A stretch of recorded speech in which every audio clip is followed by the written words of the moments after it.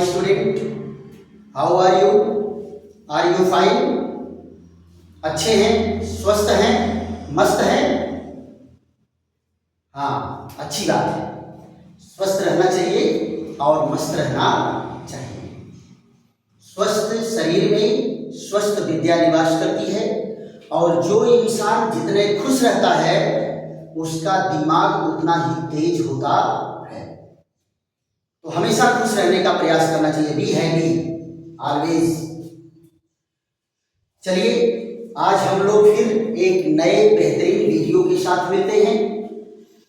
आज की कक्षा मुख्यतः 10वीं के बच्चों के लिए है और एक बेहतरीन टॉपिक आप लोगों को व्हाइट बोर्ड पर दिख रहा है, plaster of Paris. Plaster of Paris बहुत बेहतरीन टॉपिक है बेटा। देखो बेटा, शार्ट में आप लोग इसको क्या कहते हैं? POP। क्या कहते हैं? POP। ये बेटा यही POP है, POP, राइट। ये लोग कहते हैं कि हम अपने घरों में POP करवाए हैं, है? POP करवाए हैं मतलब बहुत सारे घरों में आप देखते होंगे कि तमाम फूलों की नक्काशी की जाती है, कार्नर पर नक्काशी की जाती है ना? और ये दीवारों को चिकना करने के लिए जिसको पुट्टी कहते हैं, है ना? पुट्टी, ये यही है प्लास्टर ऑफ पेरिस। अब प्लास्टर ऑफ पेरिस बनाया कैसे जाता है बेटा? देखो, प्रकृति में एक खनिज है जिसको कहते हैं जिप्सम। जिप्सम को गर्म करके प्लास्टर ऑफ पेरिस बनाया जाता है। तो प्लास्टर ऑफ पेरिस का फार्मूला क्या है? यहां जरा ध्यान दो। प्लास्टर ऑफ पेरिस का फार्मूला है कैल्शियम सल्फेट और 1/2 मॉलिक्यूल वाटर, या इसको आप इस तरह से कह सकते हैं, कैल्शियम सल्फेट के 2 अणु के बीच में एक अणु वाटर मॉलिक्यूल होता है। कैल्शियम सल्फेट के 2 अणु के बीच में एक अणु जो है वाटर मॉलिक्यूल होता है। ये वाटर मॉलिक्यूल क्या होता है बेटा? ये क्रिस्टलीय वाटर मॉलिक्यूल हैं, यानी इनके क्रिस्टल बनने के लिए इतने पानी के अणु का होना जरूरी होता है। अब आप देखो इसको दूसरे तरीके में, आप इस तरह से देखो, CaSO4 और H2O और CaSO4। देखो, कैल्शियम सल्फेट के 2 अणु के बीच में एक अणु पानी होता है, तो एक के हिस्से कितना पड़ा बेटा? आधा ही तो पड़ा। एक के हिस्सा में कितना आया? आधा। इसीलिए इसको आधा मॉलिक्यूल दिखाया जाता है। तो ये किसका सूत्र है बेटा? Plaster of Paris. एकदम बेटा फार्मूला, एकदम एक एक पॉइंट को याद कर जाना है। ये बनाया कैसे जाता है जरा यहां ध्यान दो। हम लोग चर्चा करते हैं बनाने की विधि पर। बनाने की विधि बेटा सो सिंपल है, बहुत कठिन नहीं है। बनाने की विधि, बनाने की विधि देखो बेटा, इनको बनाया कैसे जाता है? जिप्सम को गर्म किया जाता है। ये देखिए, कैल्शियम सल्फेट के साथ 2 मॉलिक्यूल अगर वाटर है तो इसको क्या कहते हैं? जिप्सम। क्या कहते हैं? जिप्सम। जिप्सम को जब 100 डिग्री सेंटीग्रेड ताप पर गर्म करते हैं, कितने पर गर्म करते हैं? 100 डिग्री सेंटीग्रेड ताप पर। तो इसके अगर हम 2 मॉलिक्यूल ले रहे हैं, 2 मॉलिक्यूल ले रहे हैं, तो पानी कितना होगा बेटा? 2 दूनी 4। पानी कितना होगा? 2 दूनी 4। तो 4 अणु पानी में से 3 अणु पानी निकल जाएगा। कितना निकल जाएगा? 75%। 75% पानी जब निकल जाता है तो जो रचना प्राप्त होती है वो प्लास्टर ऑफ पेरिस होता है। तो यहां देखो CaSO4 का ट्वाइस H2O। अब निकल कितना गया 3 मॉलिक्यूल वाटर, 3 मॉलिक्यूल वाटर। और ये क्या बन गया बेटा plaster of Paris, plaster of Paris बन गया। राइट, जिप्सम किसमें बदल गया प्लास्टर ऑफ पेरिस में।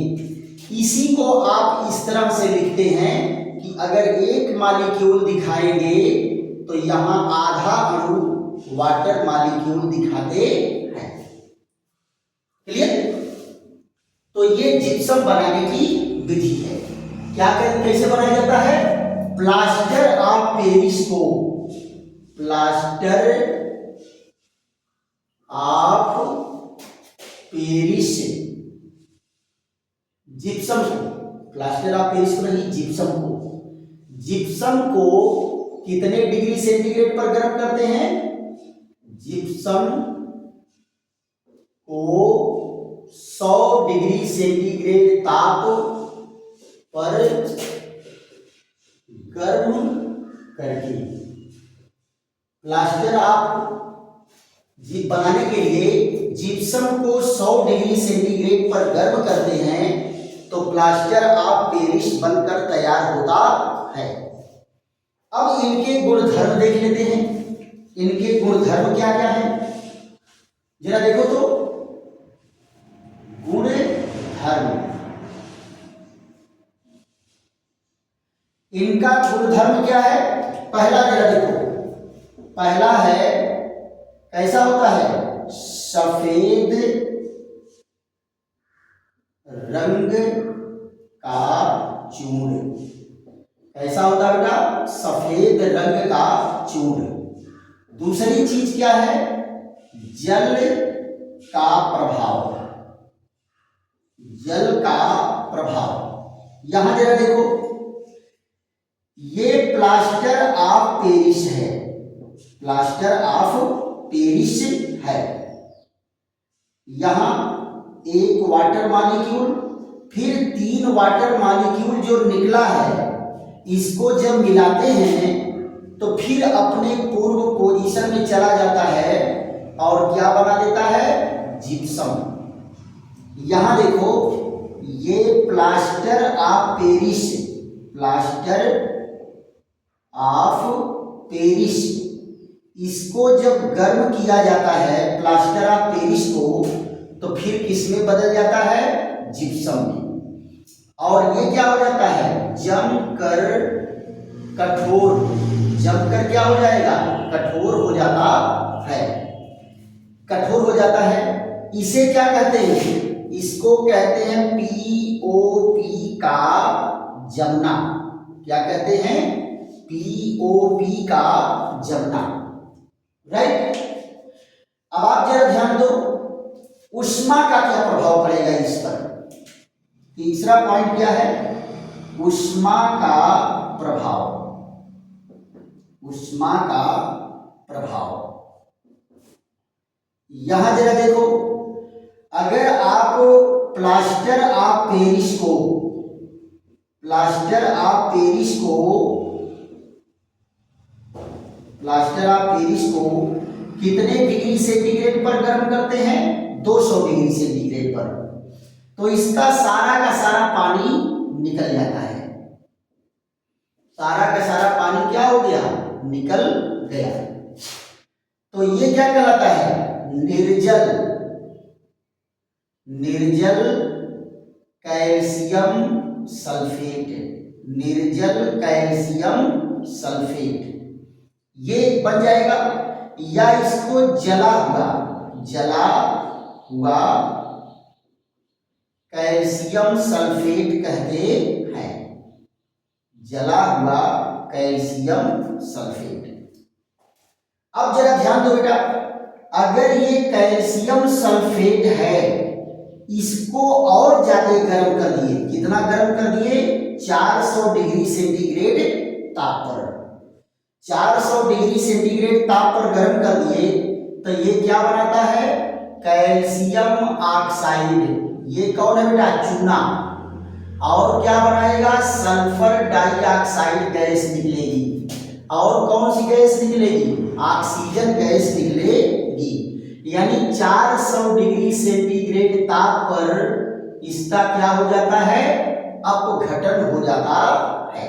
राइट, 400 डिग्री सेंटीग्रेड पर क्या हो जाता है, अपघटन हो जाता है। पक्का। तो ये इनके क्या है, गुणधर्म है। ये इनके क्या है, गुणधर्म है। और देखो बेटा, पानी मिलाने पर ये जम जाता है सीमेंट की तरह से, इसलिए ये जो है हमारे दैनिक जीवन में बहुत ज्यादा महत्वपूर्ण भूमिका निभाता है। देखते हैं इसका उपयोग कहाँ कहाँ होता है। पहला यहां देख लो, एक काम करो, इसको आप लोग जो है नोट कर लीजिए, स्क्रीनशॉट ले लीजिए, फिर उसके बाद मिटा करके बता दे।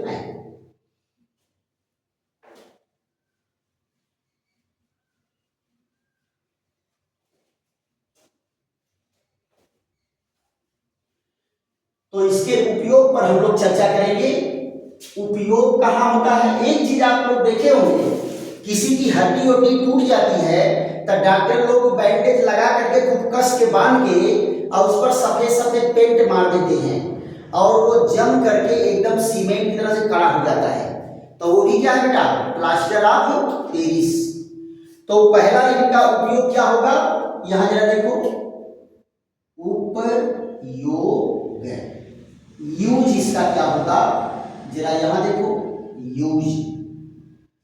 उपयोग इनका क्या होता है, पहला उपयोग जरा देखो, पहला उपयोग है टूटी हुई हड्डियों, टूटी हुई हड्डियों को जोड़ने, टूटी हुई हड्डियों को जोड़ने के लिए प्लास्टर चढ़ाने में, प्लास्टर चढ़ाने में, टूटी हुई हड्डियों को जोड़ने के लिए प्लास्टर चढ़ाने में। दूसरा इसका यूज जरा देख लो, खिलौना और मूर्ति बनाने में, मूर्ति बनाने में, खिलौना और मूर्ति बनाने में। अच्छा देखो बेटा, दीपावली में जो मूर्तियां बिकती हैं पूजा करने के लिए, जो खरीद के आप लोग ले आते हैं, हम लोग ले आते हैं, वो मूर्तियां किसकी बनी होती हैं, इसी प्लास्टर ऑफ पेरिस की बनी होती हैं। फिर जो बच्चों को तमाम खेलने के लिए खिलौने भी इसके बनाए जाते हैं। तीसरा जरा देख लो, तीसरा इसका क्या यूज है, चाक जो हम लोग लिखते हैं, चाक के निर्माण में, चाक के निर्माण में, जो चाक से मास्टर साहब लोग पढ़ाते हैं वो चाक भी इसके निर्माण में इसका यूज होता है, उसमें चाक के निर्माण में। क्या है, कागज उद्योग में, कागज उद्योग में, कागज उद्योग में बेटा क्या है कि फिलर के रूप में यूज किया जाता है। यानी अगर कागज में इसको यूज करेंगे तो कागज के आर पार स्याही नहीं जाएगी। नहीं तो पहले हम लोग जो पढ़ते थे प्राइमरी लेवल में तो ऐसे ऐसे कागज आ जाते थे कि एक पेज पर लिखो तो कई पेज तक स्याही जो है चली जाती थी। तो ये फिलर के रूप में यूज किया जाता है। फिर उसके बाद इसका यूज कहाँ होगा, जरा और ध्यान दीजिए, टूटी हुई हड्डियों को, हाँ, सतह को चिकना बनाने में, सतह को चिकना बनाने में। नहीं लोग पीओपी कराते हैं, चिकना बनाने में एकदम बना देते हैं, दीवार को एकदम स्मूथ बना देते हैं, जिससे पेंट जो है कम खर्च होता है। फिर उसके बाद क्या है, मकानों में नक्काशी करने में, नक्काशी करने में, मकानों में नक्काशी करने में इसका उपयोग किया जाता है। तो ये बेटा कुछ जो है प्लास्टर ऑफ पेरिस के महत्वपूर्ण उपयोग हैं। सांचा बनाने में, मूर्तियों का सांचा बनाने में आप लोग देखते हो बेटा, जब मैया की जय वाला समय आता है तो ये मूर्ति तो क्या करते हैं, सांचा बनाने, मूर्ति का सांचा बनाने में, सांचा बनाने में। देखो बेटा, जब आप लोग मैया की जय में देखते हैं तो मूर्ति तो लोग घर पर बना लेते हैं, गांव में बना लेते हैं, लेकिन उनका चेहरा नहीं बना पाते, तो उनका चेहरा जो है खरीद के ले आते हैं। तो एक सांचा होता है, उस सांचा में मिट्टी को डाल करके प्रेस करके निकाला जाता है। तो आप देखो, मूर्ति चाहे जितना हाथ पैर की बनी हो, लेकिन सारी मैया की मूर्ति जो है सबका चेहरा एक ही समान होता है। थोड़ा सा साइज जो है, छोटी साइज रहेगी तो छोटा चेहरा, बड़ी साइज रहेगी तो बड़ा चेहरा, लेकिन चेहरा जो है लगभग एक दूसरे से मिलता है। क्यों? क्योंकि एक ही सांचे से बहुत सारे जो है फेस निकाले जाते हैं। तो इस तरह के सांचे बनाने के लिए इसका यूज किया जाता है। और भी तमाम सामानों के निर्माण के लिए सांचा का निर्माण होता है, वो इससे तैयार किया जाता है। क्लियर? तो ये चर्चा हम लोगों की क्या रही, प्लास्टर ऑफ पेरिस की। एक छोटा टॉपिक है बेटा, क्रिस्टलन जल। छोटा टॉपिक क्या है? क्रिस्टलन जल। क्रिस्टलन जल, इसकी अंग्रेजी भी यही होती है, क्रिस्टलाइन वाटर। क्रिस्टलाइन वाटर, अंग्रेजी भी इसका यही है, क्रिस्टलन जल। ध्यान दो बेटा, क्रिस्टलन जल में क्या बताया गया कि किसी पदार्थ के या लवण के क्रिस्टल बनने के लिए, क्रिस्टल बनने के लिए जितने जल के अणुओं की आवश्यकता होती है वो क्रिस्टलन जल कहलाते हैं, है ना? तो क्या कहेंगे, यहां देखो, कुछ यौगिक या लवण, कुछ यौगिक या लवण ऐसे होते हैं जिनके क्रिस्टलन, जिनके क्रिस्टलन के लिए, क्रिस्टलन के लिए जल के अणुओं